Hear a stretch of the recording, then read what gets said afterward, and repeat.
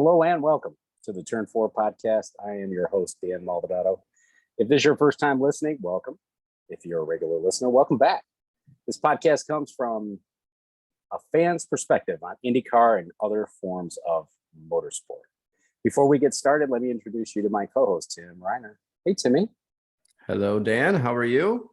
I'm doing all right. Hey, I want to thank you for letting me have the host chair back.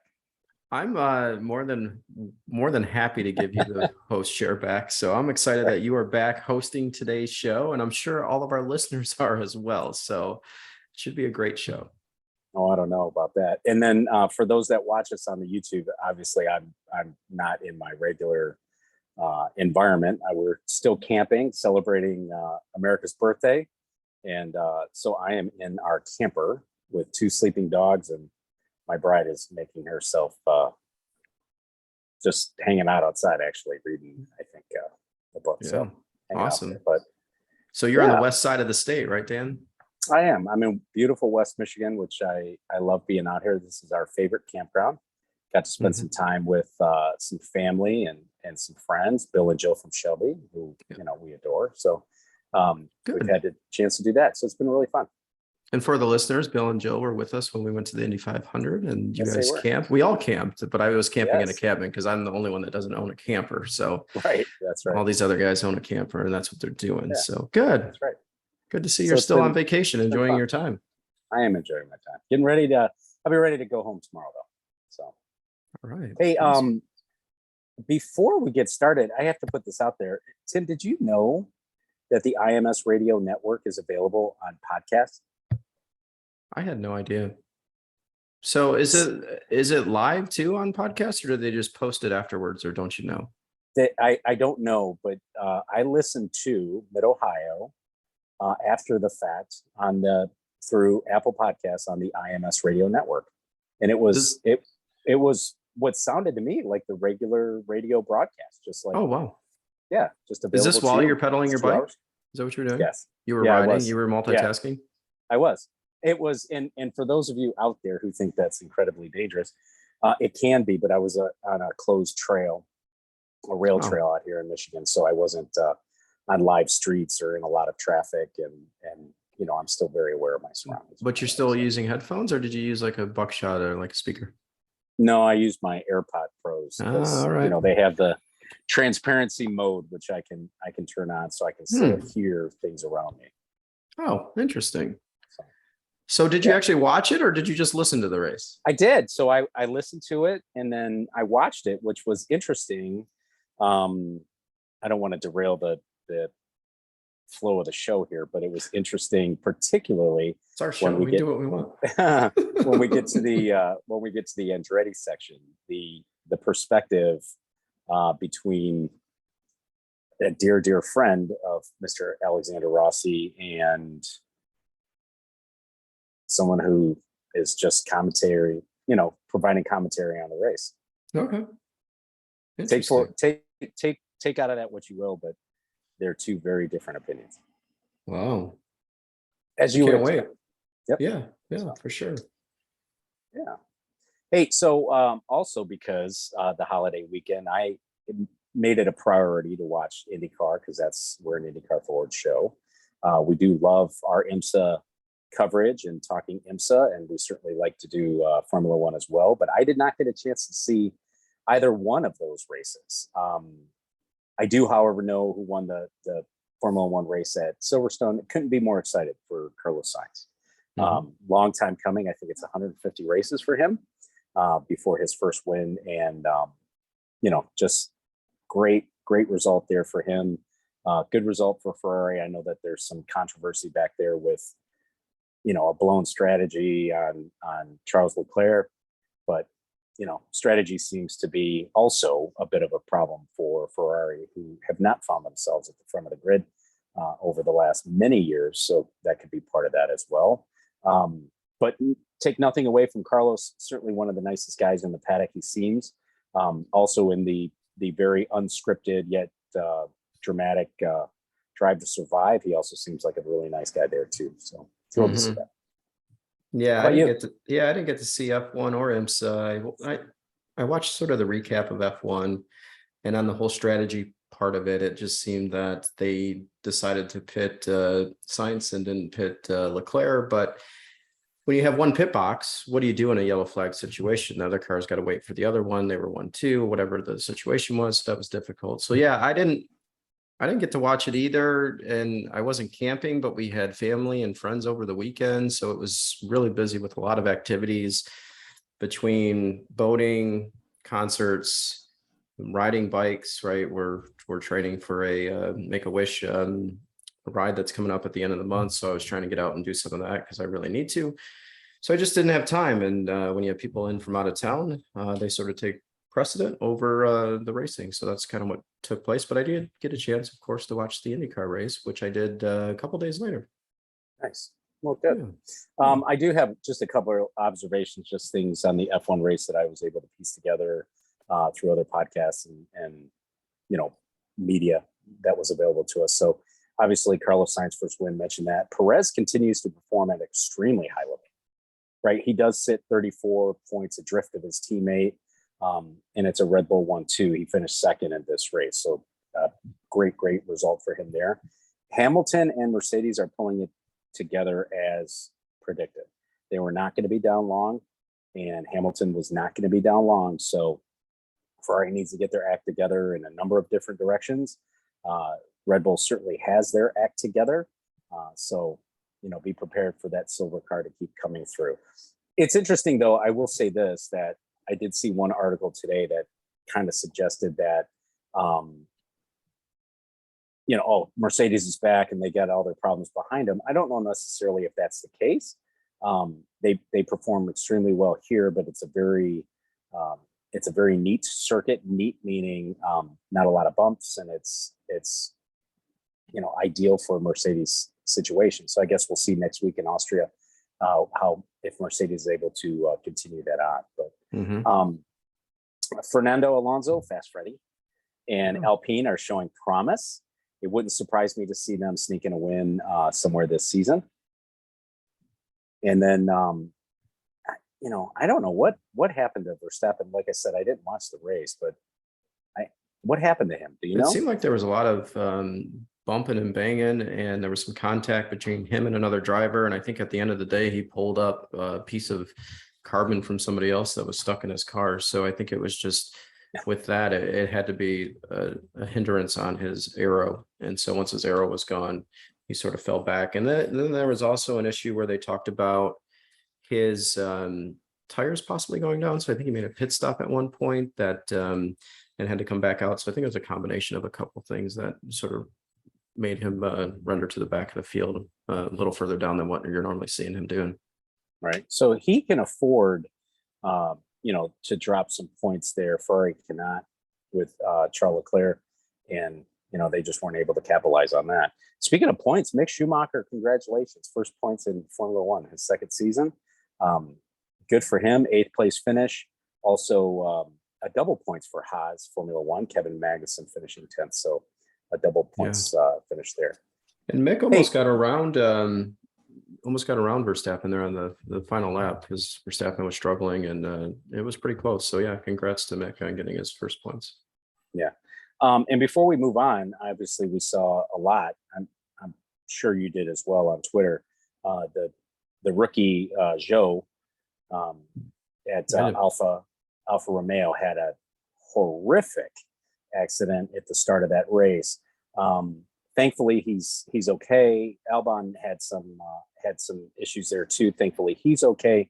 But more importantly, I just wanted to point out, I was stunned to see that the FIA and Formula One would allow that gap between, the tire barrier and the catch fence, which is where Zhou's car wound up, right, sideways, final resting place, filed in that section. I was very surprised to see that gap existed there. Thankfully nothing happened, and he's okay. He's reporting out okay, but if I were in charge, that gap wouldn't exist there, or there'd at least be a row of tires in there. You wouldn't be able to get a car in. Yeah, no, that makes total sense. It's weird for it to disappear between the barrier and the fence line there. So I'm glad he's okay. Everything seemed to work out really well on that front. And, there's a lot of DNFs because of that first lap incident. You've got 5-6 cars that DNF the event, which is pretty big for Formula One. You don't normally see that. Yeah. Before we get on, neither one of us really saw the IMSA race, so I don't think there's much really to talk about there. It just sounds like Cadillac finally, got their act back together, because they have been struggling on the last couple of rounds here. But did you see the Robert Wickens package that NBC ran before the start of the race? Yeah, I did see it. Yeah, great piece for him, and what a wonderful rebound that he's had. I mean, when he was still, in a neck brace and still back brace and still in hospital, he promised to be back. And I think that any competitor at that level, with that level of drive, I think would of course say he's going to be back. He is back, and this is 2 wins in a row. This is an amazing effort for him. Yeah, great accomplishment by him. And I did see the little piece and watched it. And obviously, I don't like to see the accident again, but they did show it. I just like to see the progress of what's happening. So that's my only dig, if you will, on the whole little piece. But overall, great performance and 2 wins in a row, as you mentioned. And he seems to be, his spirits are high. He just had a little baby boy, right? So they just welcomed their little child. So it's a great story. Yeah. So good for him. Glad to see that. Hope to see it on and on, as far as I'm concerned.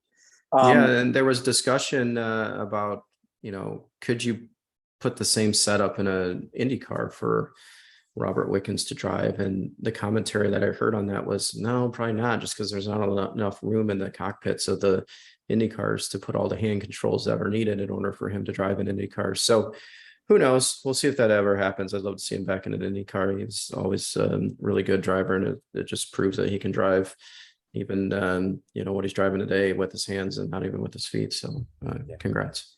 I would say never, right? Because that type of innovation always comes out of somebody telling a very smart engineer, nah, you can't do it. There's just not enough room, or nah, you can't do it. It just wouldn't work. You're going to get somebody out there determined to make that thing happen. Yeah, and I think I was just going to say, I think the response to that was just, with today's technology, you couldn't just throw that wheel into an IndyCar. You'd have to redesign it all to have it really fit in there. And right now, there's no one that's working on that, as far as they know. Sure. So on to the feature. Mid-Ohio looked really good this weekend. I think the attendance looked excellent, which for me, is a big deal, because it's a holiday weekend. And so, you've got to convince your family, or you got to convince your friends not to go to the lake or not to do something else, but to go spend, a weekend or a couple of days in central Ohio. So yeah, it's just a different type of camping trip, Dan. It's, instead of taking your camping trip to the water, you take it to the track, right? It's just a different experience. I didn't see a lake. I didn't see a pool. So, they got to do a little bit more convincing. It's not to say I wouldn't do it, but it needs a little bit more convincing as far as I thought it looked pretty good. It wasn't super packed on the hills like I remember back in the day. So from my perspective, I was like, there could be more people there, but you're falling over the 4th of July weekend. How do you do that? I actually went to, and what I was kind of comparing it to was previous Mid-Ohio back in the day, but I'm also comparing it to a concert I went to this weekend, where we sat on the hill at Pine Knob Music Theater, and it was packed, and there were people stacked on top of each other. Again, it's a much more confined area, but I would have liked to have seen a little bit more people. And of course, there were more people at Mid-Ohio than there were at the concert. Apples and oranges, but it's all fruit. Yes, at the end of the day, and it's all good for you. So Penske, right? Penske gets the win with Scott McLaughlin. This team continues to roll. I mean, I would almost say it's steamrolling, right? The rest of the field. They've now won 6 of 9 races, 3 wins for Newgarden, 2 for McLaughlin, and 1 for Will Power. Chevy, of course, have won 7 of 9, but they do have, obviously the big miss by missing the big enchilada, the Indy 500. But otherwise, Chevy is on a roll, man. You can't stop it. Second win for Scott McLaughlin this season, in his second season as well. Had a bit of bad luck in I would call it the second quarter of the season, but he's been able to rebound on that one and turn the corner. He was fast this weekend. He drove very smart, didn't do anything dumb, no bonsai moves. Tim, I like McLaughlin. I really do. Everything he brings with him, he's so fast on track. He's a great competitor. He's very fair, and he's funny. If you look at those Bus Bro videos and which shows he's super confident in his own skin, and he just, he doesn't take himself too seriously. And I like that. I really do. I like that a lot. And I agree with you on that. Yeah, Bus Bros is super funny. And I've watched only one episode, but it was really good. It was the Elkhart Lake episode. So I watched that. It's taken him some time to come through in the series. He's made strides this year. He opened up the season with a victory, which is awesome to see. And it shows that he can compete on any given day. And so I'm super happy for him. I think he drank out of the shoe again, which is his tradition now. So I don't know. Want that to stop. Well, maybe that's what we do after our 300 miles. We drink out of our shoes. Not doing that. You're not going to do that? No. He seems to recover well. I don't know if he's not feeling too great today because it's 2 days after the event. So maybe he's struggling a little bit with some fungus in his system. I don't know. So I know typically we move on to the next driver, but before we move on to power, I'd like to talk a little bit about Chevy and just Chevy overall, right? That's for being pretty dominant or really dominant this whole season. They've had some major reliability issues this past weekend. Talk about fuel pickup, talk about a blown engine, which is always disguised as the drivetrain stopped. Like when there's smoke coming out of it, I don't know how you can say that's anything but the engine imploded. Yeah, I love that when the car is smoking and it's on the side of the track and they say, well, we're going to have to bring it back and take a look at it. And it's like, well, it melted down, dude. It's a blown engine. Yeah, which totally drives me crazy. Just insane when they make that, comment on that. But for mechanical failures, when you typically don't see this in the series at all from any of the engine manufacturers. So I'm sure the Chevy drivers are concerned. The Chevy engineers are probably scratching their head. They're doing some work this week and next week to get ready for Toronto. I think the only two teams that didn't have issues was Penske and Ed Carpenter Racing when it came to engines, but I think all the other Chevy teams had some type of issue here or there or whatnot. So they got a lot of work cut out for them, but they've done a great job to this date. They still got the win in Honda's backyard at a Honda sponsored track. So they made it come through, but they had a lot of engines that just didn't survive. Yeah. So let me ask you, would you, if you were someone in Chevy's motorsport leadership, would you take 7 of 9 wins, you miss the Indy 500, and you've got a little bit of reliability, or would you prefer to have bulletproof reliability, 2 wins on the season, and one of those being the Indy 500? Ooh, that's a tough thing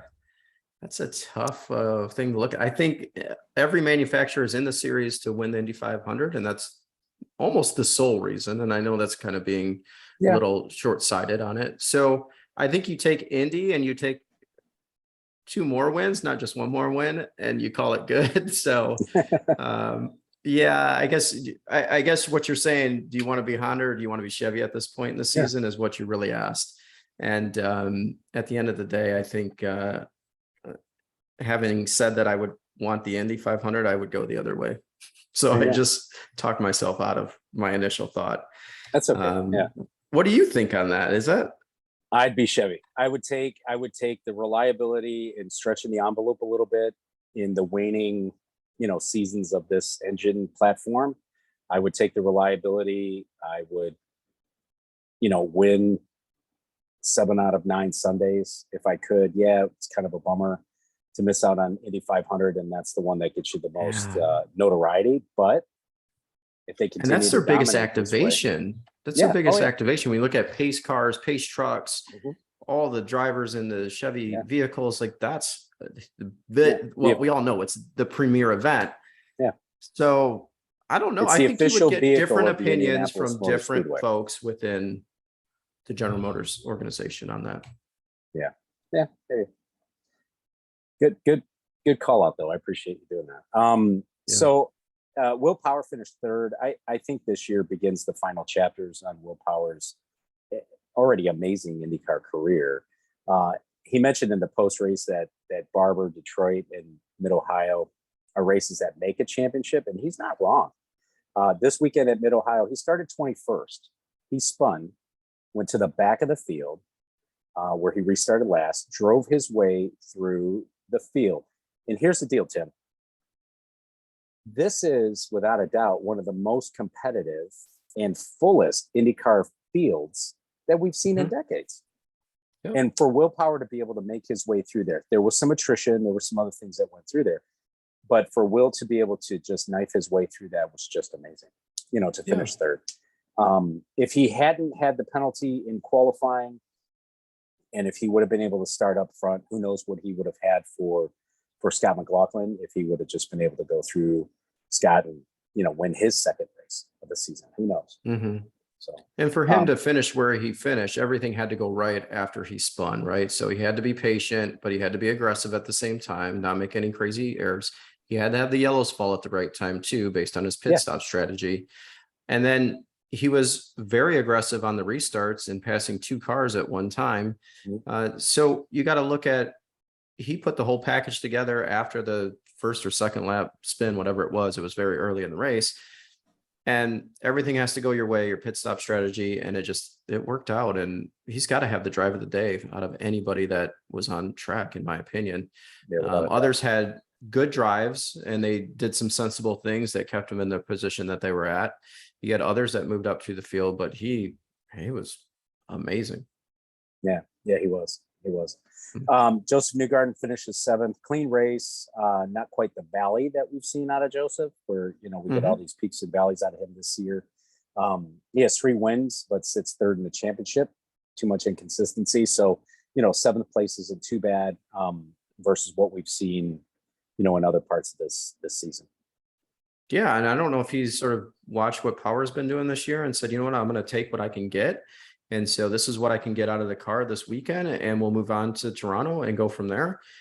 But overall, it's not a bad situation for him. You figure he started 14th, he moved up 7 positions. That's a good run. That's a very solid run. You didn't do what your teammate did, but at the end of the day, you're still in the hunt for the championship. Yep. Yeah. Tim Power is still my in-season pick for the championship. He's been extremely consistent. And if he could pull another win or possibly 2 more wins, I think he could wrap this thing up. What are your thoughts? To me, that seems like the easy pick at this point. He's doing really well. He's shown that he's changed his mentality when it comes to in-race tactics and things of that sort. I have Newgarden right now, but I don't remember who I had mid-season. Do you remember? You and I had Colton Herta for this season's champion. I know, but you're in season pick, and I thought we did another in season, and I thought I think it's been Power all along. I think it's been Power all along. For me as well? For me. What about for me? That's what I'm wondering. I think you're Newgarden. I think you've been on the Newgarden bandwagon also.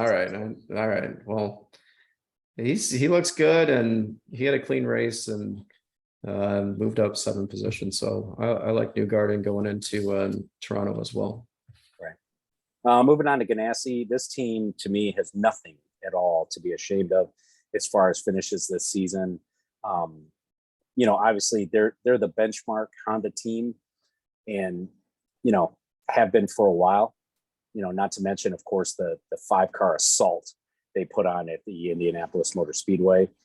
Still, with all this said, I believe this resurgent Chevy effort in 22 is the only thing preventing Ganassi's team from standing at that top step. Mm-hmm. Yeah, I think you're exactly right. And for the Ganassi team, going back to Indy, that was amazing keeping up with Penske and the Chevy power plant. So I'm going to reflect a little bit on Team Ganassi and just that organization as a whole and how good their aero package must have been at Indy to pull off what they pulled off.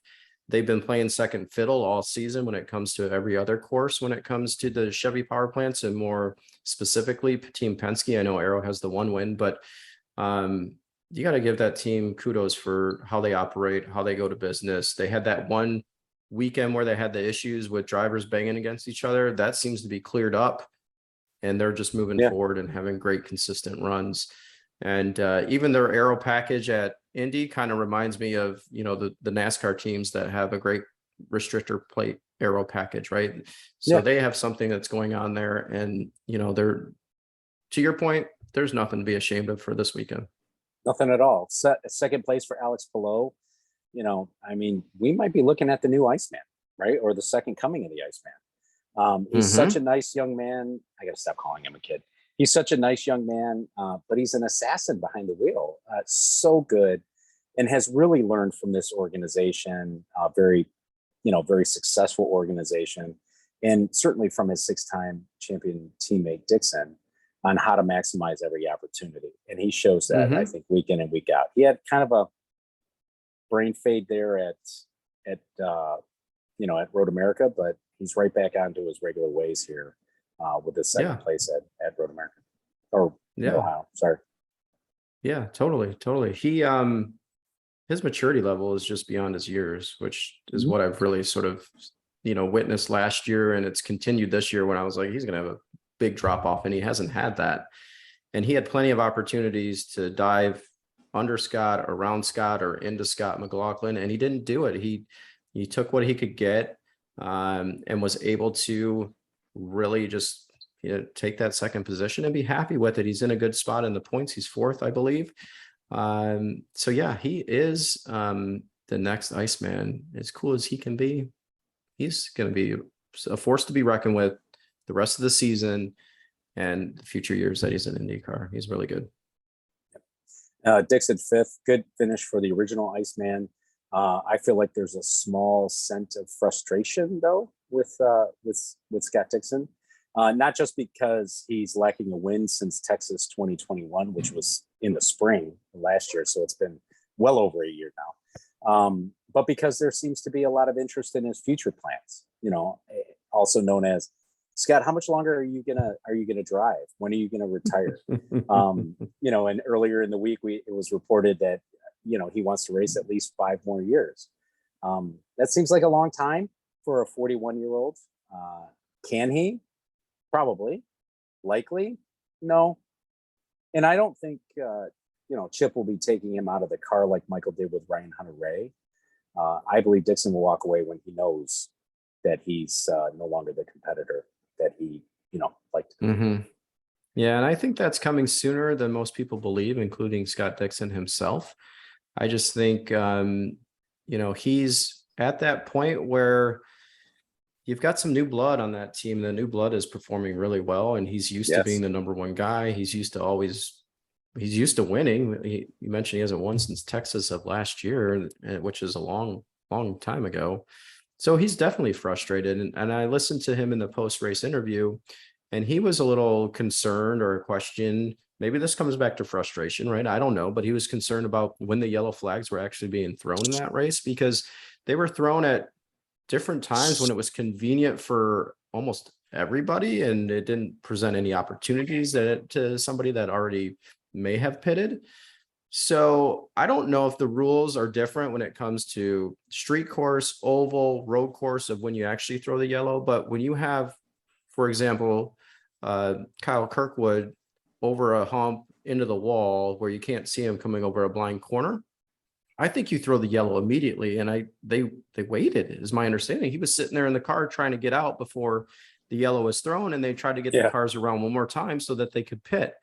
I don't know if it's the right call, and I'm not sure what the drivers are going to say in future driver meetings, and I'm not sure what the stewards are going to talk about on that front, but it's different from an oval, and it's definitely different from a street course of when you throw the yellow on these road courses. So I think there's more to be discussed about that, and there's more for the organization IndyCar to talk through. What should we be doing, and how do we communicate this to the fans, the drivers, the race team, so everybody is on the same page, because I don't think they were on the same page of knowing what was going to happen.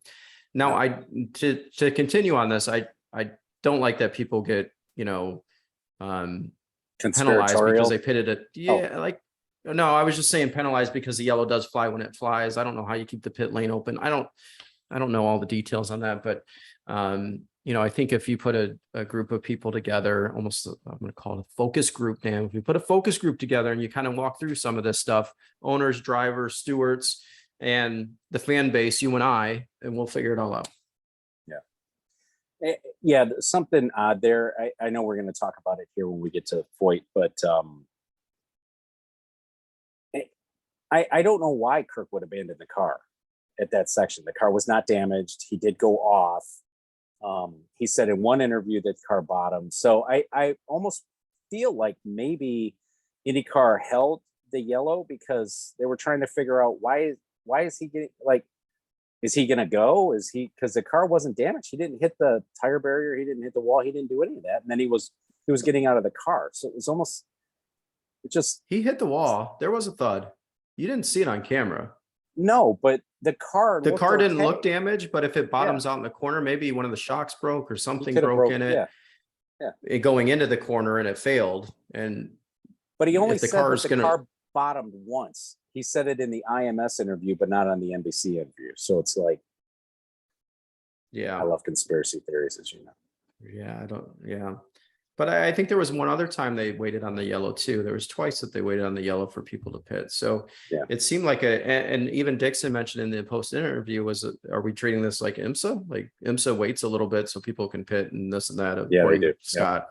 And so he goes, is this how we're going to, do yellows in the future, or what does it really look like? And I think personally, I think it changes based on the event you're at and what the runoffs are and where the car is actually sitting. And is it in grave danger if someone else goes off? Because the last thing you want to see happen is another car come over the hill. Maybe it's grease that's on the track and not bottoming out, and they go and collide with the driver after, 30 seconds of not throwing the yellow.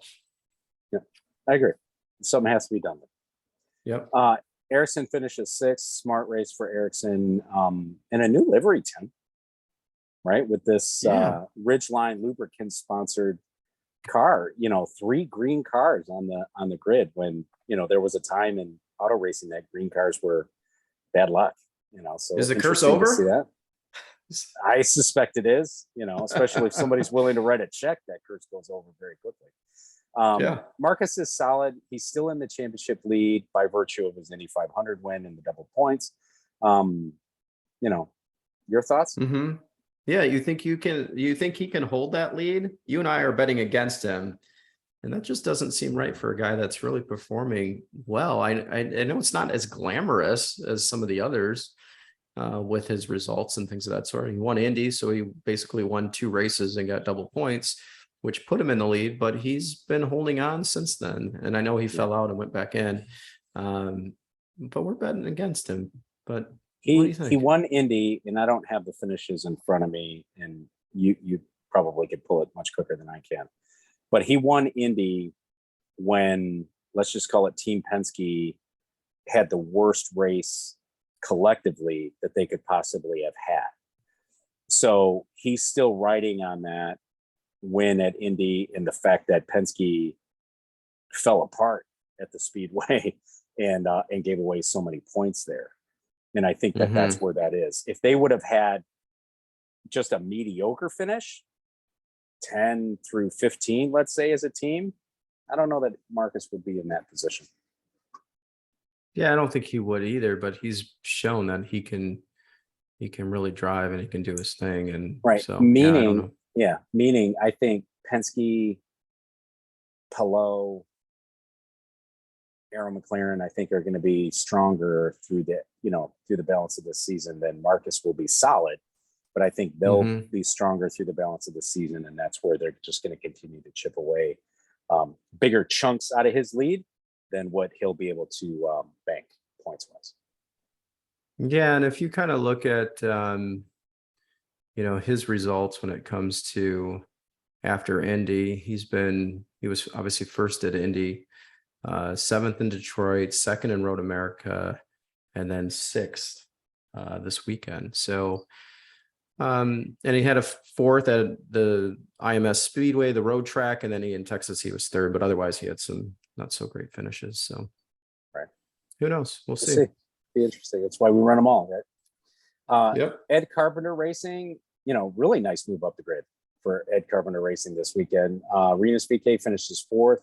He had been in a slump, and with all the silly season ink, so to speak, that's been printed with his name on it.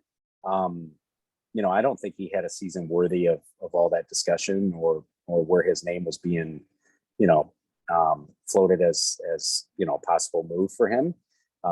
I say that as someone who's a huge fan of Rinus VeeKay as well, but I think his season's been flat. I really do. I think his season's been flat. Hopefully, this is the boost he needs to get back into contention. And he's such a nice kid. He really is. In the post race, I thought it was funny. He was trying to call out Will Power for what he thought was a very aggressive pass by Will Power, but he almost seemed like apologetic and hesitant to do it. Because he's such a nice young man, and but I thought it was cool. Yeah, he said he wasn't left enough room to stay on the track, which made it a dangerous pass. But if there's no action taken by the stewards, then you continue on. So at the end of the day, he's like, well, I guess it was a good move because they didn't do anything about it. But back to his season and being a little flat, was good at Alabama, his first podium, I believe. Not his first podium, but on the podium, his first podium of the year and only podium of the year. And then he was fourth here. But in between that stretch, 23rd, 33rd, 16th, 17th. So not great. I think it's the stash. Keep the mustache and move on. I love it.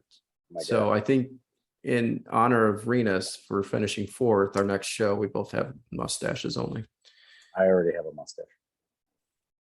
Only. You forgot the only part. That ain't happening. Connor Daly finishes 13. Tim, does it seem to you like Ed Carpenter Racing can't put all cars in contention at the same time? It feels like if Rinus is good, then Connor's not good, and vice versa. It seems that way, but I don't know. I'm not in love with their driver lineup at some point in this whole series so far. So I think the driver lineup has something to do with it. And maybe they're not on the same setup, or they can't get both cars working together. I don't know. I'm still waiting and hoping for Connor to get some really good finishes, and I just haven't seen it. And this is his season where he's full-time, and I'd like to see a little more out of him on a more consistent basis. But to your point, the team, it's one or the other, right? It's never both of them. So maybe next week is, in 2 weeks, maybe it's Connor's week. I don't know. Yeah. And then Simona Di Silvestro finishes 18th. We group that Andretti Autosport effort and Simona with ECR, because that is their technical partner, so to speak. But it's still coming together for Simona, and I think she's doing a good job. I really do. It's been a long absence for her. I like where it's heading, and I hope that the partnership continues, and I hope that partnership bears some fruit. Yeah, I think it looks promising, and I thought she had a really good drive, clean and fairly quick. Good work. It's her second time in an IndyCar this season, and she didn't have any testing for a long time. The next race they'll be at is Nashville, is my understanding, and that wraps up her season. So I like Simona. I like that she's in the grid, and I like what they're doing with this team and taking strides to get bigger and bigger, right? So if you think about this team, last year they were at the Indy 500. This year they were like, no, we're not just doing the Indy 500. We want to work on other aspects of the team and the organization and build to a full-time team. And I think they're doing the right thing, and they're getting fairly good results. Yep. Meyer Shank, truly a home race for Meyer Shank Racing. They're based not far from here, or from Mid-Ohio. And we're eager to put on a good show for the hometown fans. Certainly they had employees and family in the, in the crowd. Eighth place for Elio Castroneves and 10th for Pagano. Seems right on target for this team, in my opinion. I don't think they're as good as Penske, Ganassi, or McLaren, which means those teams already have 9 spots wrapped up one way or another, probably somewhere within the top 10, 12. Not too long ago, I called out Elio's ability to turn, left and right. But I'm thrilled with this result for him, but I think it was good strategy, and I think it was some luck. That's not to say, I'm not saying that Elio's washed up. I'm just saying that these types of finishes for Elio on road and street courses will be the exception and not the norm. I think we'll see certainly more success out of Pagano as he continues to find his footing within that team. Yeah, and he Elio passed his teammate, right? And his teammate qualified 6th. He was in the top 6, which was impressive for Simon and the whole Meyer-Shank team. So good drive for Elio, really good drive. And Dan, we all know they're not as good as Penske, Ganassi, or McLaren. However, I want to ask you, are they better than Andretti? They are right now. That's That's fact. They are right now. Yep. In this lineup, they're definitely better, and we're better at Mid Ohio. But speaking of Meyer Shank and I Racing, are a better team than Andretti. but, oh my goodness, but we're gonna get there. Sorry. Yeah. So Dan, I haven't talked to you, but I think we can get an invite to Mike Shank's house. I'm good. Get it done. I would love to do that. I For would a do possible that. interview. This is not a joke. So one of my guests over at my house, serious. Yeah, lives on Buckeye Lake, and you know who else lives on Buckeye Lake is presumably Mike Michael Shank. Yeah, there you go. Yeah, so he's over there, and as we were conversing during the weekend and hanging out, and she goes, the guy, he's my neighbor, and we started talking about the podcast, and she goes, yeah, his team won the Indy 500 last year, not this year, and I'm like, you talking about Michael Shank, Meyer Shank Racing? And she goes, oh yeah, pulls up her phone, and she goes, here's Mike and I, here's Elio and I. That's awesome. She goes, his house is right over here, right by mine. So I was like, hook us up. So who knows? Hook us up. I'm in. Maybe something more to come. Yeah, absolutely. I would love to tour the shop. I would love to give our listeners that inside look, right? From a fan's perspective. I think that would be awesome. So I'm in. So I will reach out to Robin and say, Robin, we're going to take you up on this offer, and we're going to go over there. We'll come out to Buckeye Lake. We'll spend the weekend. We'll hang out with Michael Shank, and we'll do some stuff. And we want to see his shop on Monday or Tuesday, whatever it is. All right, more to come on that. I'm excited. Something to look forward to. Coin, mixed results all weekend, it seemed, for this team. Malukas had what I would call a solid weekend and is showing a strong progression since Indy. Sato, on the other hand, didn't have the same. Sato did say during the post-race that he and David split setup philosophies. Also, so hold on a minute. So they split setup philosophies. That's one piece of this. Also, I heard Coin say this weekend that he expects the lineup to be the same next year, but with possibly a third car. I think Malukas's family, who own and operate HMD Trucking, have found a strong partner with Coin and are taking advantage of that situation. So a couple of things to unpack there, Tim. Yeah, a couple things. I think the setup for Sato was off-road dirt track, because I saw him do that. So they were on different, strategies when it came to that. But going to a third car team and not having drivers change in Coin, that's unusual from year in and year out. It seems like it's always the cycle. It's like a carousel, 1 in, 1 out, 2 in, two out, whatever it might be. But to go to a third car, there's other teams that are talking about going to a second car. The series is getting bigger and bigger, which is going to put a huge strain on Delara, a huge strain on the engine manufacturers as well. But I like Malukas, and if my memory serves me right, isn't he your rookie of the year for this year? He is. Yep, he is my rookie of the year. And that's looking pretty good for you, I believe. So it's looking better, because Kirkwood somehow had a much, much better season than I expected. And in fact, Lundgaard has had a much, much better season than I expected. Yeah.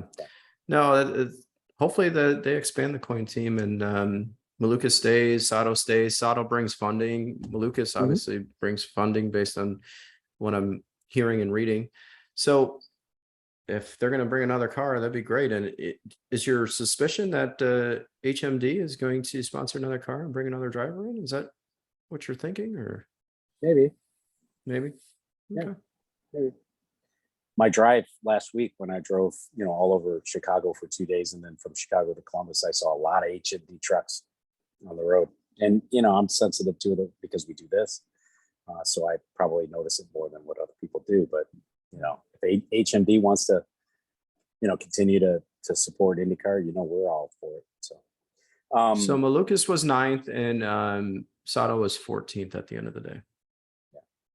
Yeah. Ray Hall, Letterman, Lanigan Racing 11th and 12th for Lundgaard and Graham, respectively. I would consider that good weekend, teetering on the brink of great for this team. Unfortunately, Jack in 20th, he was well off. He might have had a better finish had he not been for the avoidable contact penalty that sent him to the back of the field on lap 40. Yeah, and he was a lap down at one time too, because he was in that He contact. unlapped himself. Yeah, he did. But all I can say is ugh for the team, and I know that's not a good response. We don't. I'm glad they're in the field, but they're not very good.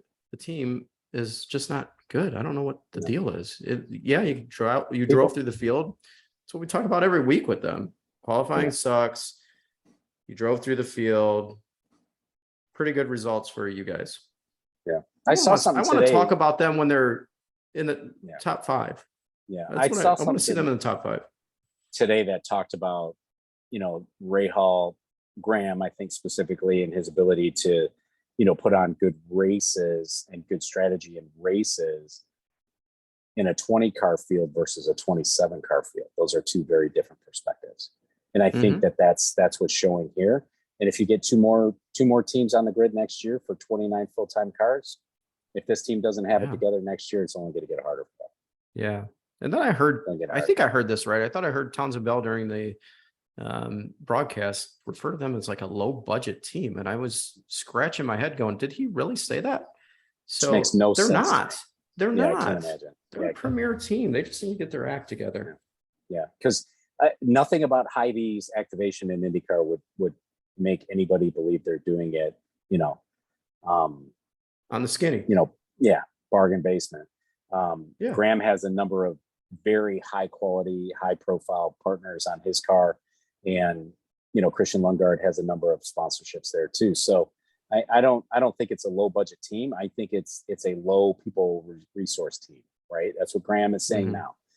They don't have the number of people resources that they need to keep up with R&D, to keep up with the, damper programs and all that. So, I guess we'll see. So maybe we got a lot to talk about next.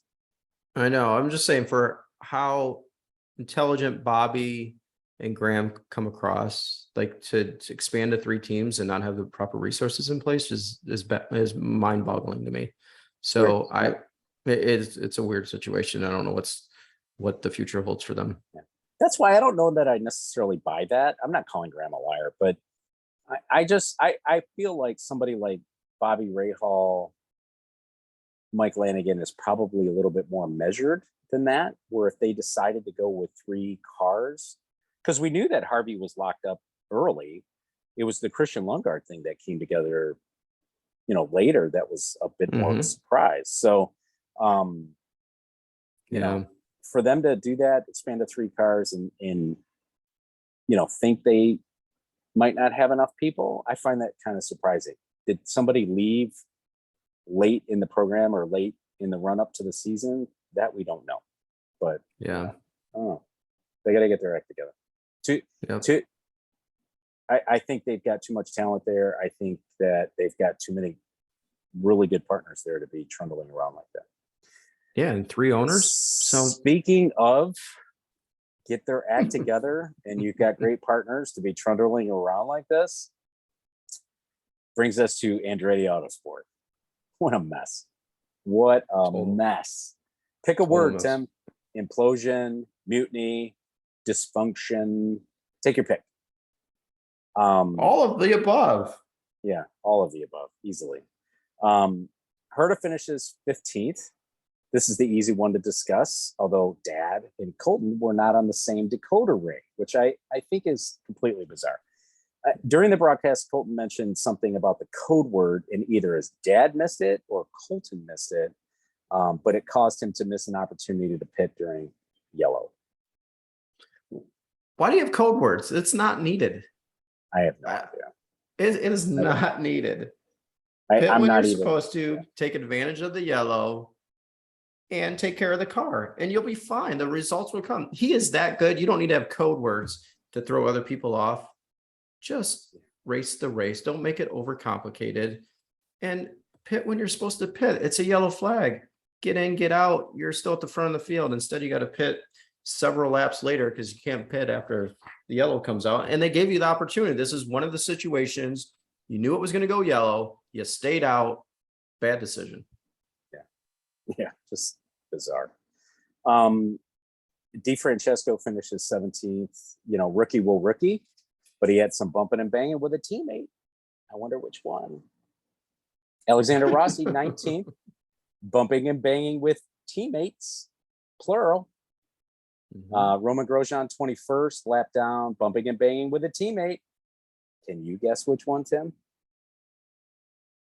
Oh, basically every single one, right? Everybody was banging into Just everybody. a mess. It was a total mess. Did you see Grosjean at the end of the race just go straight in the pits? He was told to. Oh, Yeah, he was told I to? think he was told to, and I think he was told to because Andretti Autosport PR staff knew that they had a mess on their hands. And that was the first mess that needed to get at least contained and get him out of the car and get him back to the transporter somewhere and away from cameras. Because, you know, because he talks and he loves to talk and he will talk. And that's totally fine. But I think Andretti, they had no way of containing this thing because it was out there in full exposure. What a complete disaster this team is. It's like being outside with your pants down and not realizing it for a half a second and going, oh, let's go. Yeah. You know, here's the deal. This is now and has been this undertone that Rossi and Grosjean don't like each other. Big deal. Suck it up, boys. Yeah, right? We do, right, Dan? Yep. You and I suck it up. Totally. Yep. Rossi said after the race, as he did when he announced his move to Arrow McLaren, that he wouldn't or he doesn't race his teammates any different. Sure, he does. And in particular, he races Grosjean differently. Think about this. As Ryan Hunter-Reay's career started to thin out, not being kind, Rossi stepped in as the presumptive heir and team lead. Normally, IndyCar teams don't do this team lead type of thing, but there is kind of a natural order to things that just shake out, right? Then Colton Herta arrives on scene, and he's the only one winning and winning well in that team. Effectively usurped that team lead status. Plus, he's got all this dialogue around F1 and Andretti's F1 team. Now, this team has to deal with the departure of Ryan Hunter-Reay and a very affable James Hinchcliffe for a much bigger personality in Grosjean. Yep. And someone who is perceived to have bought his way into the team, being Devlin DeFrancesco, right? Yep. In the meantime, Rossi's place within this team is very uncertain. So much so, he had to go find himself a new team, okay, which he did. And he's going to have to wait. That's something, you know, you and I heard culture being mentioned in reference to a different team when we were speaking to paddock insiders when we were in Detroit. Culture applies here, Tim. And I think this culture is very, very bad right now at Andretti. How do you see it? Yeah, so to me, culture is something that's built upon years and years, and culture is in your system. You can't get it out of your system. I think in this situation, it's a total mess, but I don't know if it's culture. I think it's driver competitiveness, egos. I'm the best, right? So I'm the best guy, jealousy a little bit. I think that's really what it comes down to. So you have these three drivers. I'm taking Devlin out of the picture right now. You have three drivers on the team that think they are the best. And I think it's a good problem to have in a very competitive sport, in it where you're competing day in and day out. But I just don't think the ownership has set the tone of what their expectation is of these drivers day in and day out. And it just imploded, totally imploded at Mid-Ohio. So yeah, you look at it, we talked about Ganassi when they had their issues with drivers. It was 1 week, the next week they cleaned it up. I think you're going to see the same thing out of Team Andretti, that these drivers aren't going to have, you know, social meetings with each other and hang out and stuff like that. But at the end of the day, they're going to go into Toronto, they're going to do their job. And I don't think you're going to see this mess. And I think it's just the ownership saying, hey, this is what we expect out of you. This blew up. maybe we didn't address it with you directly before, but now we're going to. So I think you're going to see that get fixed really quick. And I don't believe it's a long-term thing of culture that's going to continue on and on. I don't. I think we're going to see it at least one more time. We're going to see it at least one more time. Yep. And the other thing I have to say is with Grosjean, I just think with Grosjean, he's getting that. And I didn't believe this initially when Graham was like, he's got this reputation of running into people and things of that sort. I kind of was like, yeah, I don't see it. But the more the season Graham's goes, a whiner, right? So we kind of wrote that off as, well, Graham's a whiner. He's never been in an accident. That was partially his fault. He's never created any incident. So yeah.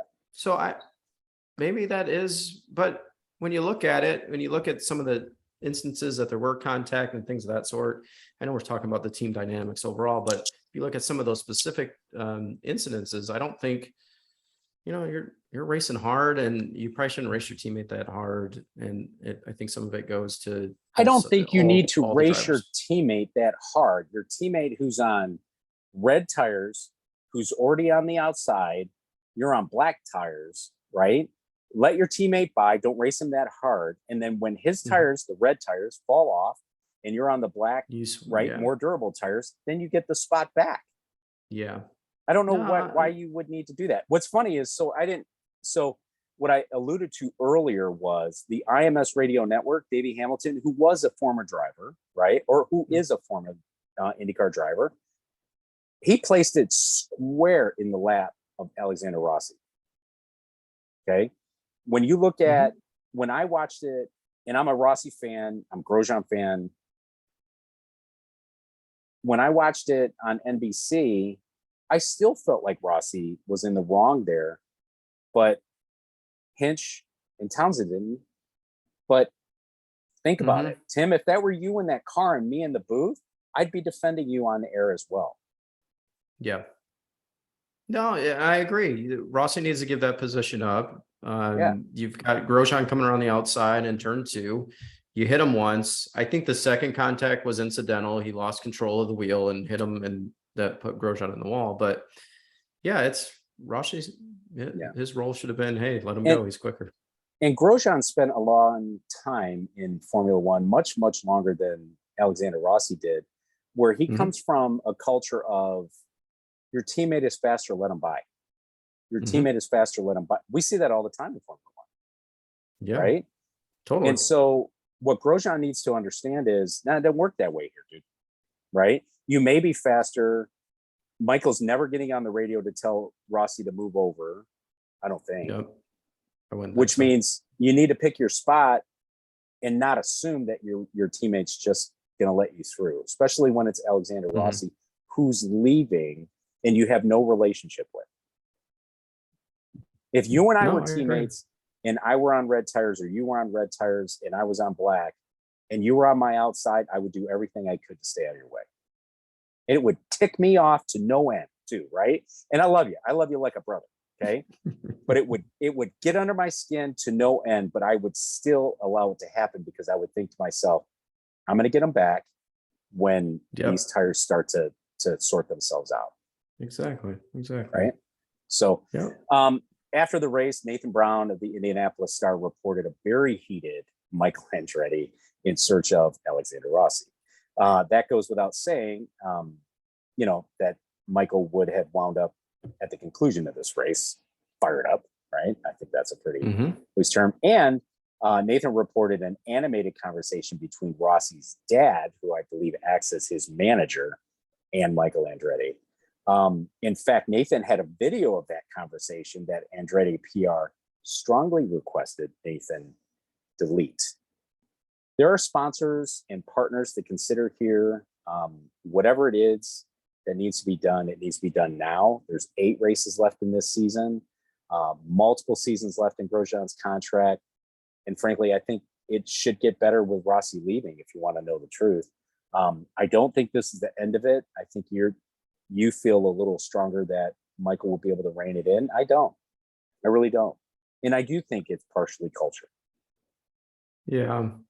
I think they'll rein it in, like I said, and I think it's interesting that they're trying to cover up the story a little bit and say delete, these conversations. You're out in public, the media's there, they're going to be there. They want to cover the story. It adds a lot of flavor to IndyCar, if you will, when you have things of this sort happening. Here's the thing. If that paddock were open, like and I don't remember it specifically, like it was in Detroit, you and I, well, I guess you and I are different stories, right? Because we were credentialed media in Detroit. Mm-hmm. But if it were just some dude, right, just some fan with his phone out, he wasn't going to listen to Andretti PR. He'd be like, "Pack sand. I'm not deleting this. No way." Yeah. Right. Yeah. Exactly. Yeah. So you can't do that. I don't think Michael will rein it in. I really don't. Brian Herta, I don't really know what his position is in the team of being able to provide a different leadership or mentorship to these guys. I don't really know the rest of the leadership, within this organization. I'm not talking about drivers, but Grosjean has a very high opinion of himself, which, he's raced in the highest levels of motorsport. I guess you need to, but he isn't going to give an inch to Rossi, and Rossi ain't going to give an inch to Grosjean. And I just ain't going to have it. So it was a bizarre outing for the Andretti team, and between missed calls for when you pit to drivers bumping into each other, just a horrific day. Yeah. Here's something for you. How about we put Michael on Colton's box without code words, and you put, very calm and collected Brian Herta on Grosjean's box. Yeah. I like that idea. I think you got to switch it up. You got to do something different there. I've never liked the father-son dynamic. It worked for them, last year, but it gets ugly, right? You had Michael and Marco. You had the same thing where, there was some potential miscommunication and there was, some bickering back and forth. I don't think it's a good setup. And I'm not in love with Brian Barnhart either. So I don't know. It's I don't know where that came from either. Yeah, that's so weird. Yeah. AJ Foyt. So we go, one mess to kind of another. It was reported earlier in the week that Rocket was behind on sponsorship payments. This is possible that it's going to jeopardize Tatiana's future with the team, possibly within the series. Rocket was already removed from Kirkwood's car at Mid-Ohio in favor of Sexton Properties. The team finished 22nd with Kellett, 25th with Calderon, 26th for Kirkwood. Kellett was running at the finish, but Tatiana retired the car in lap 51. Kirkwood abandoned the car, like I said. I think he abandoned the car. It's how it looked to me. That's my words, my perception, my show. After he left the track in lap 28. So, and like I said, his post-race comments were inconsistent between IMS radio and NBC. So you think he was taken? Yeah. Well, I don't know. Something must have happened. I heard a crunch, but you think he was taking lessons from Lewis Hamilton, who was like, "Hey guys, I think we should just park it for this race," and he decided not to radio the team and just get out of the car when he bottomed out and hit the wall. Let's just save this engine. Yeah. Juncos, 23rd for Ilott, who retired with a melting Chevy. Strong start to his race, having started 10th. Did you see his exit interview? He's the coolest guy.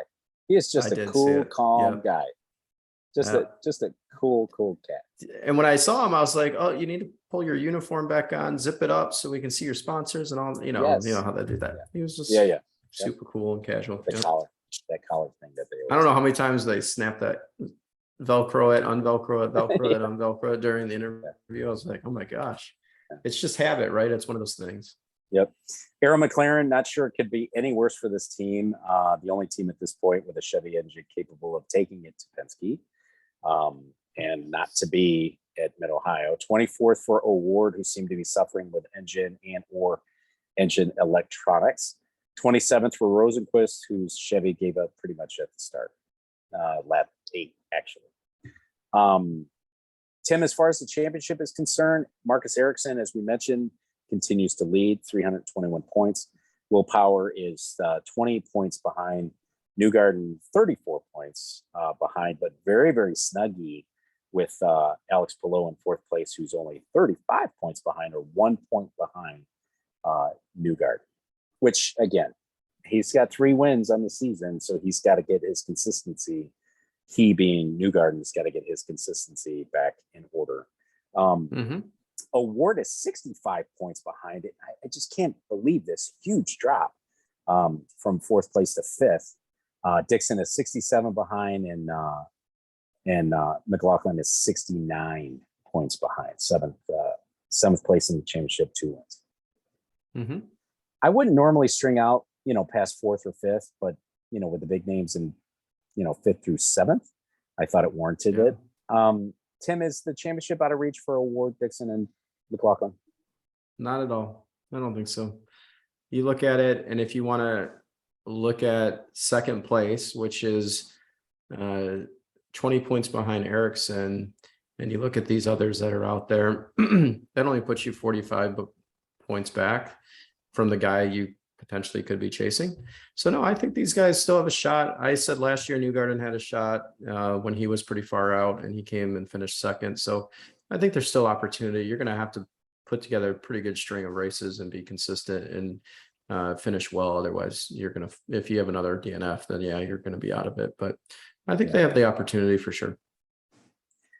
Well, I guess we'll see how it shakes out as the series heads back to Toronto in 2 weeks after a 2-year absence due to the global pandemic.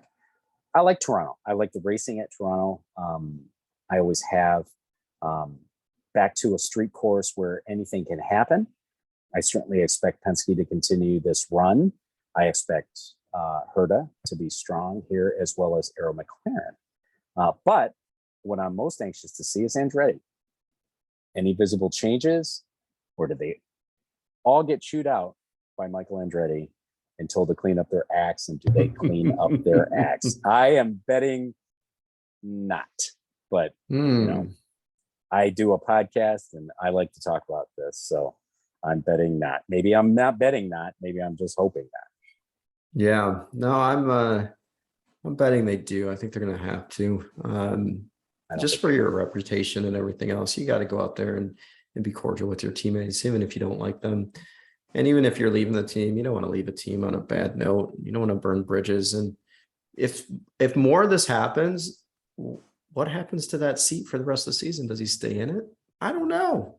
That's what I've actually, it's funny you say that. I have literally been checking Twitter while I've been on vacation, poolside, lakeside, at the amusement park. I mean, the whole thing, right? Checking Twitter constantly for something that says Alexander Rossi has been let out of his contract with Andretti Autosport early. Haven't seen it yet. And you're going to put, Oliver Askew in that car through the rest of the season. Yeah. I don't, it wouldn't surprise me. And that you're checking Twitter, I'm sure other people are checking Twitter as well, just to see if there's something going on there. I think if you have a repeat of what you had in Mid-Ohio and Toronto, something does happen for sure. But because you're not going to park Grosjean, you're not going to park Herta, and he's not troublemaking. No. Neither is Di Francesco. It's Rossi and Grosjean, and let's face it, Rossi's on his way out. Yeah, one's under contract next year, the other's gone. So so you're not going to park. If you have to make a change, you make a change. And you mentioned a different guy that could come in that seat. RHR. No. For the remainder of the season. Yeah, that time has passed. I know we all get this romantic, notion that Ryan Hunter-Reay still he doesn't have it. We did that show last year and he hasn't had it for years. So stop talking about it. But it's 4th of July weekend. You get Captain America. Look at it, all makes sense, Dan. To you. And that is the Turn 4 podcast, episode 36. Thank you for listening. Continue to engage with us on social media. Watch our show on YouTube. Send us an email. Send us notes on Twitter. Do consider becoming a Patreon supporter so we can continue to bring you this show and do things like visiting Michael Shank for the weekend on Buckeye Lake. Exactly. And being able to continue to do that. So we appreciate you listening. Happy birthday, America. And we will catch up with you in a couple of weeks after Toronto. Thanks, everyone. Yep. Good night.